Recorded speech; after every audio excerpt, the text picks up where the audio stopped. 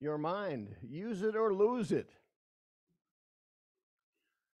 I don't know if you know yet, but we're slowly beginning something, and it happens on Saturday. We call it the Saturday Soul Boost, 4 o'clock Saturday. So join us in it, and it goes over the same theme that we're working with, but in a very different way. And I've found a certain delight in gathering cartoons that seem to emphasize some of the things that are there and sharing those during that time. And one yesterday was especially poignant. I forgot to bring it so you could put it up, Tom, but I'm going to describe it for you. It's about the person is sitting there, and it's as though a can opener has taken the top of their head and taken off, and the brain has now got wings as it is flying away. It's very true that we have the opportunity to use our mind and use it as it was created to be used or otherwise. And that's what we're going to talk about today. I've put together a key spiritual truth, and here it is. I use my mind, ideas, and thought to shape my reality. Let me give it to you. I use my mind, ideas, and thought to shape my reality. So some of the questions that come up when we're talking about mind, what really is mind? It's kind of a fuzzy term that we don't always know, and we'll try to give it a little bit more of a clarity today. Where do ideas come from? How do our thoughts fit into that framework of mind and idea? Because we'll see how that's a framework. Unity has what, I don't know if you know, but unity has a trinity. And it's not the traditional trinity, the traditional Christian trinity, but we have mind, idea, and expression. So it all begins in mind, and ideas are a key part of it, and that's the framework we're going to work with today. All of this, of course, is viewed from the perspective of oneness and uniqueness, both oneness and uniqueness. Well, let's go to mind first. Mind is the seat of perception for all that we see, all that we hear, and all that we feel. Seeing, hearing, feeling. So we have a tendency to go to brain right away when we think of mind. And mind is more than brain. It's not only thinking that indicates what do I do next today, but it's also all of our feelings and our sensations and even our memories. So mind is much, much bigger. So let's think in large terms when we think of mind. And I look at it this way. Mind, it can be expressed two ways. It can be expressed as a positive and capital idea or expression, or a small. So it could be big M or small m. Mind. We sometimes talk about self that way. Big self, little self. We're going to talk about mind that way as well. When we say big N, we're talking about universal mind, something that is true for all of us in that sense of oneness that I spoke about. And then we talk about human mind. First, the one mind. Can you imagine that you are part of one mind? The way we've approached science in much of my life anyway is let's break everything down into little pieces and let's understand the pieces and then we'll know what something is. Not so. When we know something in its wholeness, then the pieces, the parts of all of that thing have better perspective. So we look at it from that big mind with a capital M, that one mind that we are all part of. That's still a bit of a mystery because,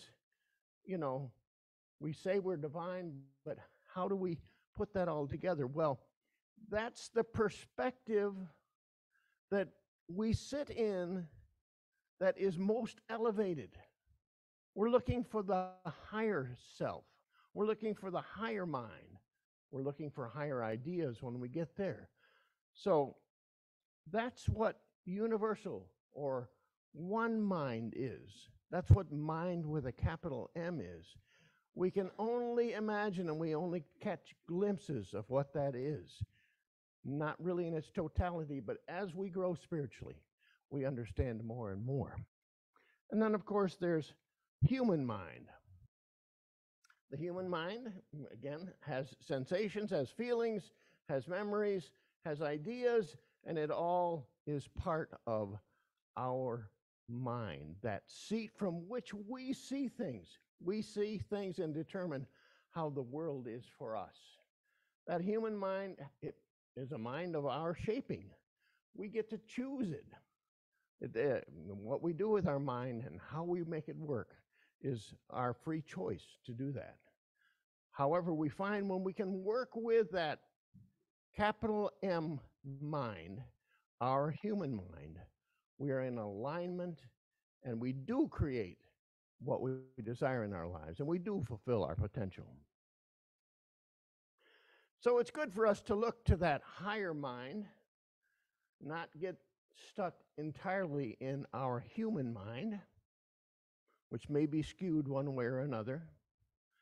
Maybe we could be like Einstein that said, I want to know God thoughts. The rest are just details. So let's look higher. Let's elevate our vision to see mind, that perspective on all of life that is most serving to us when we look at what we want to create in our life. Let's go on to idea, because we use our mind not only that to shape our lives, but our ideas as well. Now, ideas are from that capital I. I'm going to use the capital I and the small I. The capital I, or idea, is that original, that primary, that limitless idea, that limitless concept, which we talk about when we say we're unlimited, because we align with those divine ideas. And from that come our own ideas.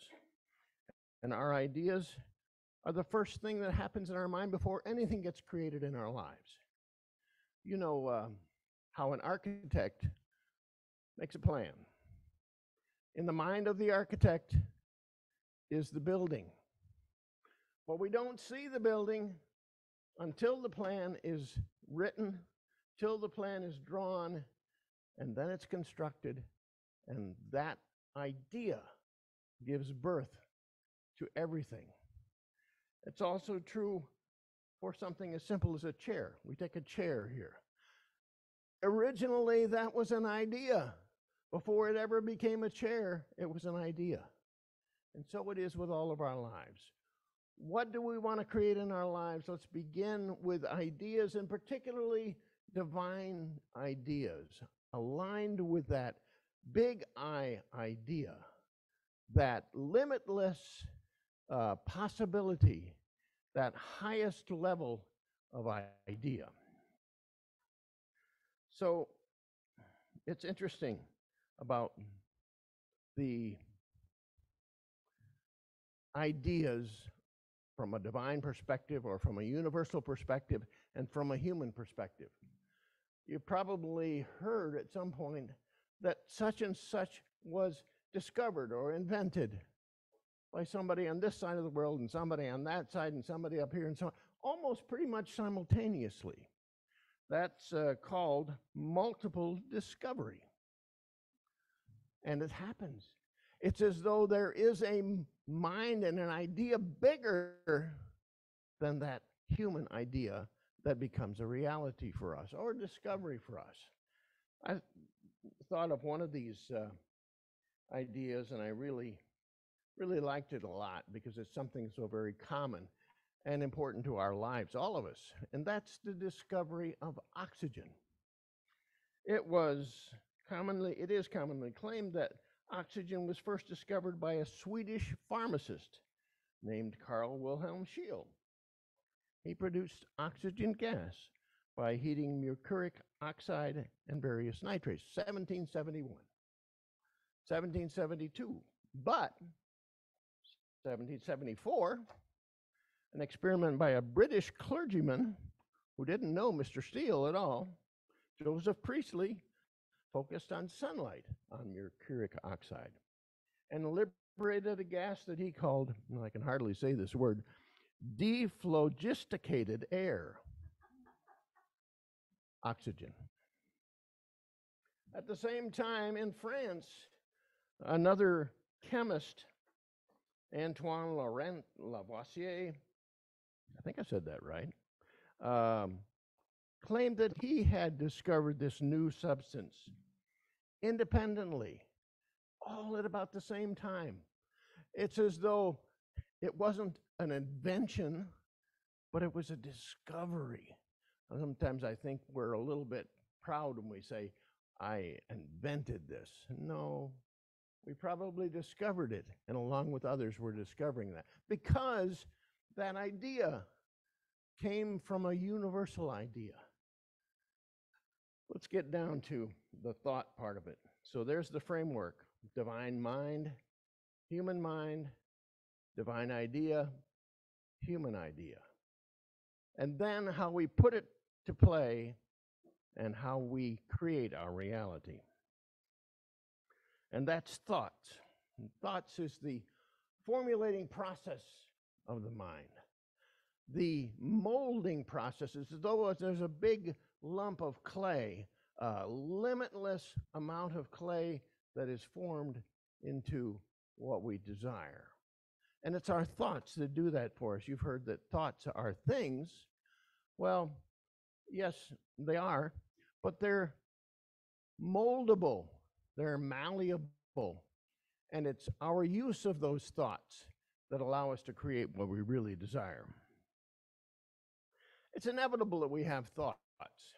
That's a nice idea that we can think of having no mind. And Lao Tzu tells us that if you stop thinking, you'll end all your problems. But probably we're not quite as advanced spiritually as Lao Tzu. And we may have those thoughts that keep running through our minds, and we can't avoid them. Now, we'll get to that more next week when we're going to talk about taming the monkey mind. But we're not going to go into that too much right at this point, but just enough to know that it's inevitably going to be thoughts. And they're thoughts that emanate from higher levels and lower levels. Our conscious thinking, which can be either higher or lower. Our subconscious thinking, which sometimes is pretty much on a lower level, a pattern that maybe doesn't work for us that we've had for years and years and decades. Or the superconscious, that connection with the universal mind. And that thinking can come from any of those things. Works best when we can get all of those to line up, the superconscious, the conscious, and the subconscious. So the thoughts come from each of those three phases of our mind. But it's important for us to do the choosing and the intending. We talk about intending all along. We talk about choice, how we have choice. And it's the choice that we make that determines what we mold, how we mold it, and what we end up creating in our lives. James Allen wrote a book, As a Man Thinketh. I don't know if anybody's familiar with that book. And the other part of the aphorism that goes with that title, As a man thinketh in his heart, so is he. So it's those thoughts that we do creating ourselves even in the process in our lives. So choose thought. I recommend that entirely. It's a little bit of a journey, but it's an aspiration that's obtainable, attainable. There's a beautiful scripture in the Christian scriptures. I want to just share it with you. It really says, choose those higher thoughts. Choose those. Finally, beloved, says the writer, whatever is true, whatever is honorable, whatever is just, whatever is pure, whatever is pleasing, whatever is commendable, if there is any excellence and if there is anything worthy of praise, think about these things. Certainly seems like we get to choose. Back to that key spiritual truth. We use our thinking to create our reality. But now we get to the part that I like. How do I do that? Well, first of all, just as a foundational thing, recognize that universal or divine or one mind is where everything starts. That's the perspective that allows us to see as big a picture as we are capable of seeing. So recognize that. Recognize divine mind and idea. All things come from above is an aphorism we hear sometimes, and it's true. Then differentiate between, in your own life, differentiate between those lower thoughts and those higher thoughts, those lower ideas, those higher ideas. Can you do that? When you're having a thought that you're just chasing around and it's got a hold of you and you can't get rid of it, ask a question about it. Is this a higher thought? Or what's the frequency on the vibration on this thought? Where is it? Higher or lower? That'll give you help as you start to get to where you're choosing a higher thought. But give your attention. This is the big one. Give your attention to that higher thinking. Where attention flows, energy goes. Isn't that how it goes? A phrase? Give your attention to that higher thinking. So I came up with a theory this week, and I'm not going to investigate it too much today, but you'll hear a lot about it next week, so don't miss next week. It's the brown cow theory. And brown cows are those higher thoughts. And we're going to talk about how to work with those brown cows as a cowboy might work with those brown cows. So you got to be here next week to get that. I'm not going to give it all to you today. But going back to the point, choose the brown cow. Choose the higher thought. I see some giggles over here. I kind of giggled when I thought of it too. Well, there's other colored cows too. We'll get to that, but not today.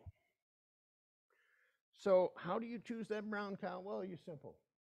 The things that you choose to think about, the things that you keep in your mind, the things that you keep in front of you.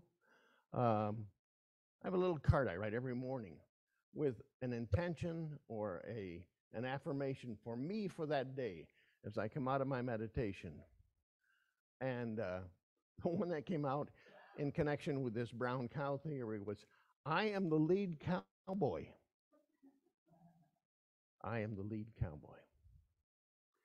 All of this points to the truth that mind, idea, and ideas, and our thoughts can create the life that we wanted to create, can fulfill the potential, can make our purpose of significance in this world. I'm grateful for that, and I hope you are as well. And so it is.